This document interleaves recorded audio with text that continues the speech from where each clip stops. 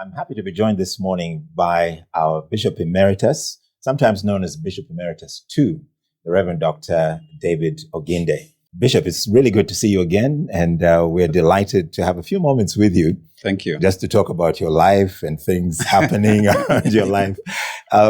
Being a Bishop Emeritus and having taken this time off, you've been away from CETAM, having handed over the reins a little over a year now, almost a year.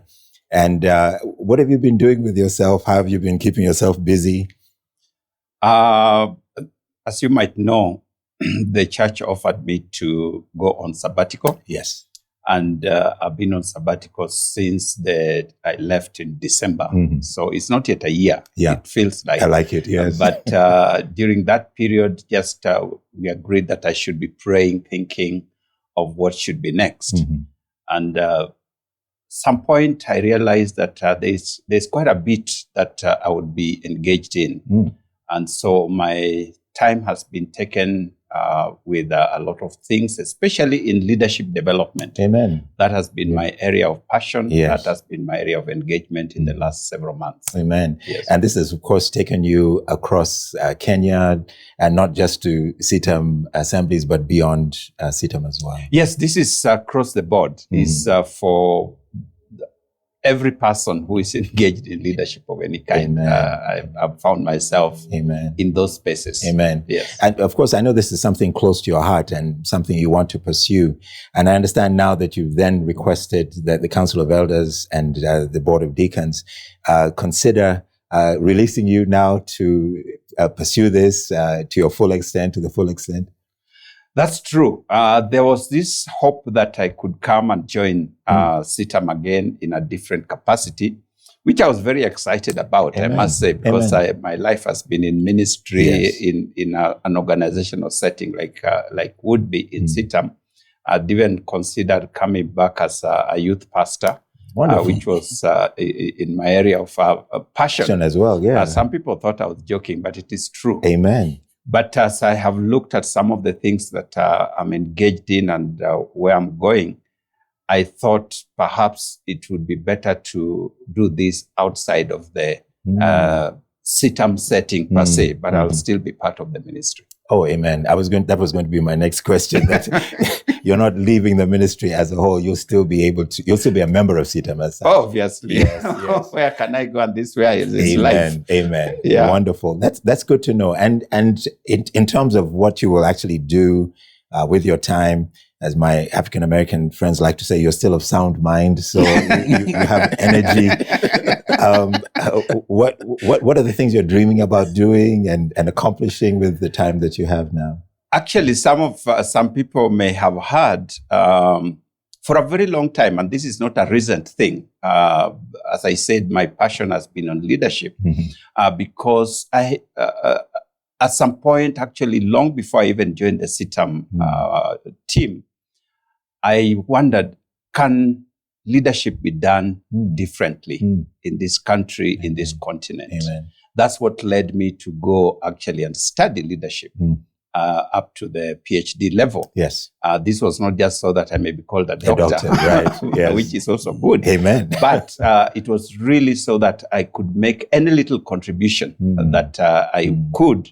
Not being really an expert, but if I can make a little contribution in the area of leadership development, it would be a great satisfaction. Yes. And so that's what I want to do. And some people may know we have put together a platform that we are calling the Catalyst, catalyzing leadership. Yes, that's where it comes from. Yes, which will be a platform for leadership development for people at different levels. Yes. We are particularly want to focus on personal leadership development, just helping people to be better leaders. Amen.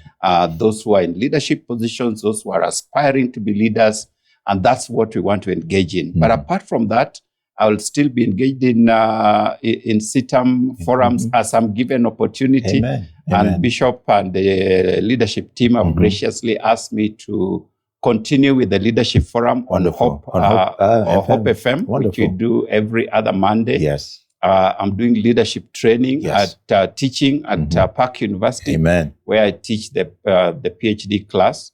And we are also thinking of creating within Park a leadership development institute that can work with the corporate sector, the business sector, the marketplace. Wonderful. Those people who may not have the time to go into formal academic training, but want to develop themselves. So those are some of the things that we are working on. Wonderful. But Bishop, it looks like there's a great deal more for you to do, perhaps even more than when you were bishop at CETAM. And we just want to wish you well. And we certainly will be praying for you. I think there will be a tremendous benefit to the church, even in this new capacity that you'll be taking on. And for such a time as this, the Lord has raised you up. Thank you. Especially in the needs of leadership, not just in Kenya, but across the world as well. So we wish you well and good success. Thank you. Thank you, Kwame. Well, Bishop Emeritus Oginde being my predecessor, I don't know whether this is a time I should say, like Elisha, my father, the horsemen of Israel and the chariots thereof. But we certainly appreciate what the Lord has done through Bishop Oginde over the last 10 years when he's been serving as the Bishop of CETAM. And we just want to wish him well and pray that the Lord will prosper his future. Just to encourage us, especially those watching from the assemblies, that he would still be available to come and do sermons and preach.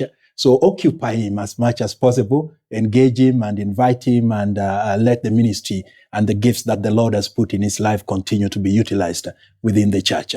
Thank you very much, Bishop Oginde. May the Lord richly, richly bless you.